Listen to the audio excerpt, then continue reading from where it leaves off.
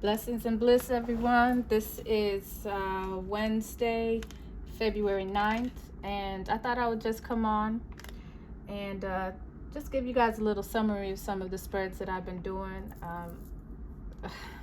I've been busy. I have a lot of stuff going on, and so I haven't been able to do everyone's read, but I did do Aries and Taurus today. So I'm just going to give you the gist of the read and pretty much the end note of what was going on. So for Aries, you guys must be dealing with an air sign, specifically maybe a Libra, because there was a lot of coin energy in your charts. Ace of coins, three of coins, that can suggest that maybe money's coming in, maybe you have a harmonious partnership, maybe you are longing for a harmonious partnership, but it also can suggest someone who has an upper hand. There was a lot of Empress energy in there too, so that suggested to me that someone is maybe not in hermit mode, maybe they are receptive, maybe they are in a nurturing phase, like they're feeling loving, they're getting themselves out, or maybe they're loving themselves. Maybe they're in the process of loving themselves. Aries, that's what you're doing right now. But you want to attract things to you. You want abundance, and you want love at this time. And so because the three energy was there, this does also speak about partnerships, relationships, marriages, and contracts. And it even speaks about open enemies as well. So it just sounded to me, it felt to me like you guys are thinking about your finances. Maybe that is at the forefront, or maybe your finances should be at the forefront. Just because the way that the reading was going, it was a bit of concern. It was a very serious reading, which is why I hesitated with the nurturing and the giving love. But that also could have symbolized what needs to be done, what needs to be given at this time. Aries needs to love themselves at this time, and focus on the things that you need. And so this was the overall card that I got for you guys. I don't know if you can see it. And it speaks about focusing, and it speaks about, letting go of the things that you can't control and focusing on the things that you need to focus on. And so I believe it's something about money, maybe your finances, getting hold back of your finances, holding the reins to your finances, and also your mind and your thoughts. Controlling your thoughts, not letting your thoughts go places they don't need to go, restraining them, pulling them back in. But again, I did see something about a restraint of finances. So focus on the things that are of primary concern. Focus on the things that you can control, and get yourself in a position where you can see progress, where you can focus and you can see progress. I kind of see this as, the world is looking at you, or the world wants to see maybe even your downfall, but you're only going to show them your heart. You're only going to show them your true self. You're only going to show them your survival, right? And focus on your heart. Focus on who you are in this world for your betterment, right? So Aries, this was I'm gonna take a look at you guys again next week. Jupiter is there. Jupiter is in Aries. So I think that maybe some of you know that even if you are going through some situations at this point, that there's something on the horizon. You should start to feel the energy. Right now, Jupiter, I believe it's still in the Ace of Scepters energy. So that's anywhere from 0 to 9 degrees Aries. So that's the first decan. So the last two are coming up. But you should start to feel it. You should start to feel this Jupiterian energy. Jupiter is blessings. Jupiter is luck. Jupiter is abundance. When it gets into the higher degrees, it can even be overabundance, where you at this time need to be discerning, and you need to be selective of what you're doing, selective of your investments, selective of your environment. And, maybe that's why it wasn't a swords energy in your reading, but it kind of had a King of Swords feel, like you guys were kind of serious. And so I think it's just focusing on what you're serious about and taking back control of the things that you can control. So that's what I got for Aries. And I also did Taurus.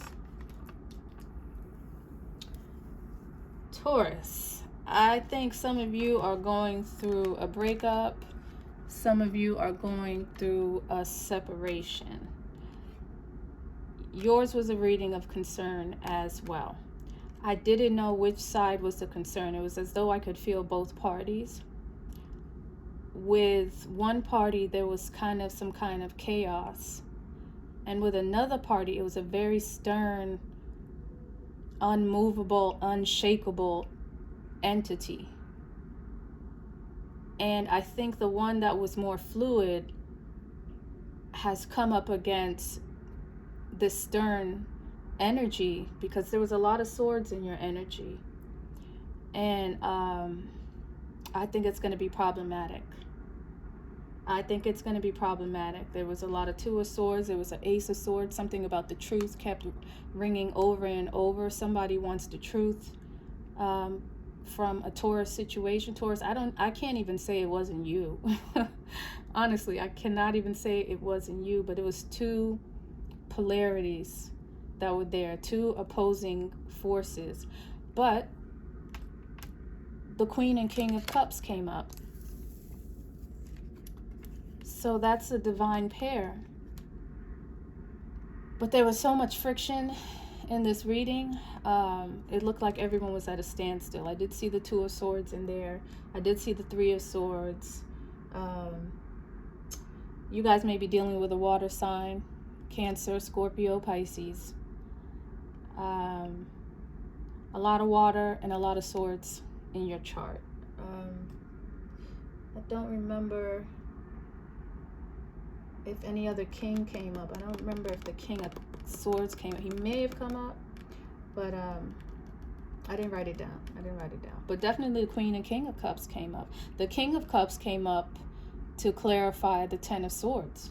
The Ten of Swords was there. So there's betrayal, there's a blockage, and somebody wants to know the truth for Taurus. And then when I ask for the overall energy of the reading, I get Gebnut's shoe. And so this is a card that symbolizes some kind of separation, some kind of breakup, but people are definitely not talking at this moment. It has a 6 energy, so maybe there's a decision that needs to be made and someone's put something on hold to make a decision. But, to interpret this card healthily, it speaks about independent action, as though the masculine and feminine should be doing their own thing because they're butting heads. If they were harmonious, then there would be no need for independent action. But during times of discord, independent action is best, is what this card speaks about.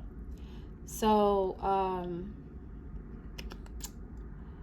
what's that saying? Cooler heads prevail.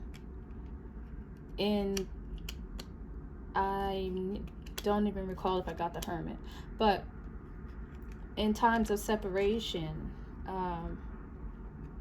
it's best to reflect, it's best to contemplate, and maybe not reaching out in a place of pain, and rather concern for yourself and concern for the other person. But there has to be some type of mutual give and take at these situations. And sometimes time heals wounds. Time definitely can heal wounds because it gives people a time to reflect on their part in the situation. But it does seem like Taurus is in a separation right now. What else was there? So yeah, definitely a water sign that you guys are going through. But specifically, it was Cancer and Scorpio who were on the board. And the Two of Swords, that's Capricorn. You guys may be dealing with a Capricorn. And the Three of Swords, that's Capricorn as well. And there was a lot of Enchantress energy. So the number 11. So it's asking for strength. It was asking for you guys to have strength at this time. And that was heavy in the reading, was a lot of number 11s. And, you know, the Enchantress also has a meaning of, how do you put it? Overcoming, of the spirit, overcoming your animal nature. So someone has an animal nature. I don't know if it was the Queen of Cups or if it was the King of Cups, but someone has an animal nature that they need to find the strength to overcome. The Ten of Swords was there and the Two of Swords. So I did see, yeah, water sign. There could have been Pisces too. I saw Pisces in there. Pisces, Scorpio, and Cancer. I did see that in there. And then definitely Capricorn that you guys could be dealing with in this situation. But again, there was a polarity of energy. There was an opposition of forces that were here. But there must have been some kind of love. The King of Cups and the Queen of Cups came out. The King of Cups is very good at controlling his emotions. So, you know, maybe... was he reversed? Maybe someone could feel as though they're not loved. They're not, these emotions are not being displayed. Or they could feel someone is overly emotional or selfish. The Queen of Cups has a couple faces. But again, if one was that way, then the other one is the opposite. So I think it's some kind of mirror reflection. People need to take a look at themselves, see themselves in their partner, or maybe they're seeing a part of themselves that they don't like in their partner.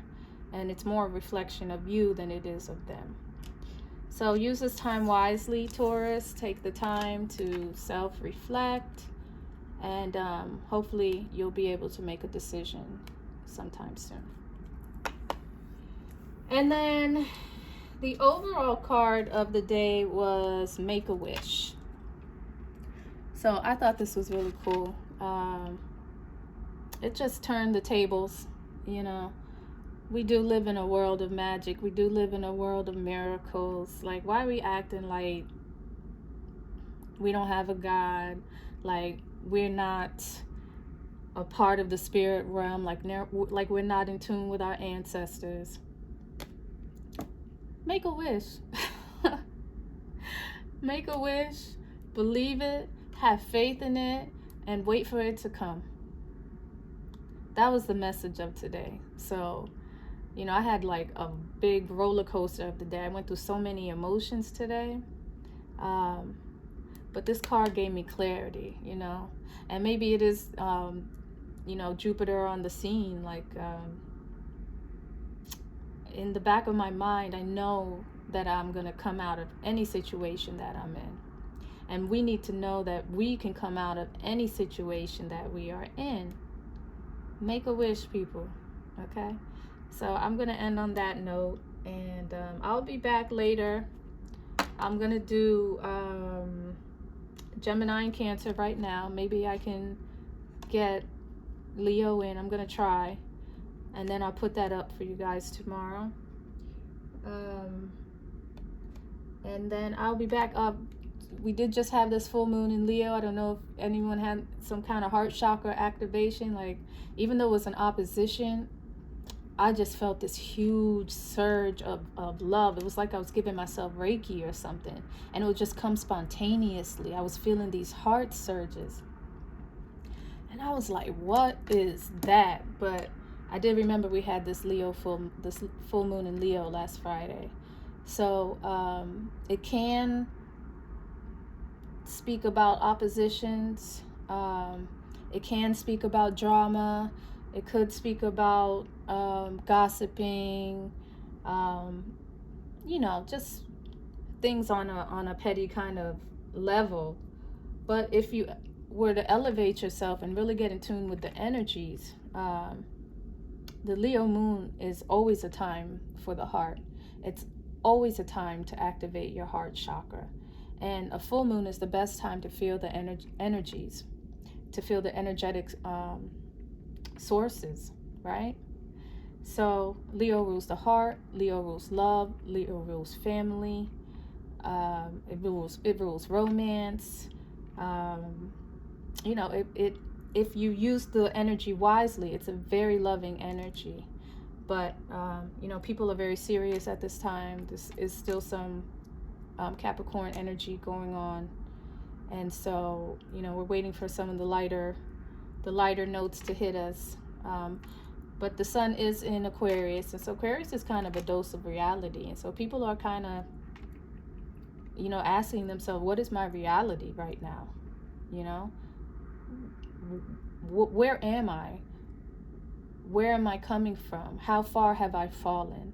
Because the 5 of Coins rules Pegasus. And Pegasus is the flying horse, the winged horse, My Little Pony. We love them, you know it. And Bellerophon, somehow, I'm trying to remember the story, but Bellerophon rode Pegasus back up to Mount Olympus to challenge Zeus, right? And Zeus was like, not today, Bellerophon, and he sent some kind of fly to bite Pegasus' hoof, right? And so Bellerophon was thrown off of Pegasus and he fell down to the ground. So a lot of times when you see the 5 of Coins, people are normally saying that it's someone who feels left out in the cold. And that may be true. Someone could feel left out in the cold as though a door was closed on them. But it really speaks about falling from high. And so you're on an upward trajectory riding Pegasus back, and then you're thrown off and you're falling down to the ground, and you're smack dab in the middle of reality. Like reality slaps you in the face, and you have to take a look up and see where you were and where you came from and where you are now. And what was the mechanism that you rode to attempt to reach the highest heights? And so that taught me that Pegasus is just a messenger, right? You can go up and down, up and down, up and down as you please. But it's your motive and it's your intention. Once you reach that height, that will determine whether you reach your destination or not. So some people may feel as though they've tripped up, they've fallen, but you can get up. You can get up. The 5 of Coins is your reality, and the beautiful thing about the cosmos is you can make a wish. You can create your own destiny. You can work within your ethers. You can work within the spirit realm. If you are attuned with the divine, if you are in tune with deity, right? That's your backbone. That's your rock. That is your stability, is knowing that that is always there for you. Your loved ones may not be there for you. Your children may grow up and leave you one day. Your loved ones may pass away. But there is always an ability to contact source. There is always that ability to feel the divine love and your divine purpose, and to always realign yourself. If you wish to be one with deity, you can be one with deity. Your other wishes may not come true, but that wish will always come true. So I think that's it. I will be back next week. The 6 of Cups is coming. I'm going to have information for you guys on that. All right. Good night. I'll talk to y'all later. Bye.